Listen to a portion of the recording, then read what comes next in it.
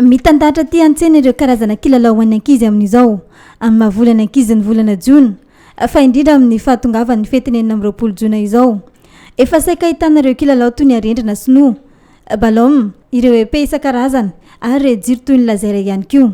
Misy amin'ireo ray aman-dreny no efa tonga mividin'ny kilalao anjanany amin'izao. Hoe fetiny faleovan-tena zao zany dia mba mahatsiaro ny lasa mitsinjo moavy zao zany dia moa ampalifaliana koa ny ankizy amin'izao fetiny faleovan-tena zao zany hoe karazana hoe tena fetin'ny ankizy mihitsy zany izy arendrina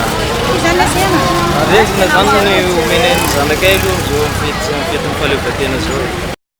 Andro vitsy sisa no andrasana dia tonga ny fetim-pirenena.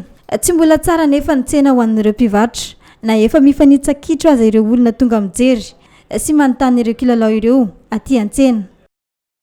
Tena ratsy be tena tsisy tsena mihitsy. Tsy tazebe mpividy fa efatra dimy ohatr'izay ny lafo.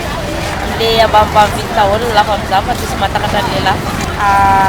Tomobile kely, arendrina ohatr'izay. Izy aloha dia eo foana salan'ny tamin'ny taona lasa sarako ny efa be maro ny mpivarotra. Dia mpividy zao dia le arendrina ireny dia lasera dia arendrina vita gasy ny tena be mpividy amin'izay. Misy zao le lasera 5 dia misy 7500 dia le arendrina vita gasy 5. Tsikaritra amin'ireo mpivarotra kilalao ireo.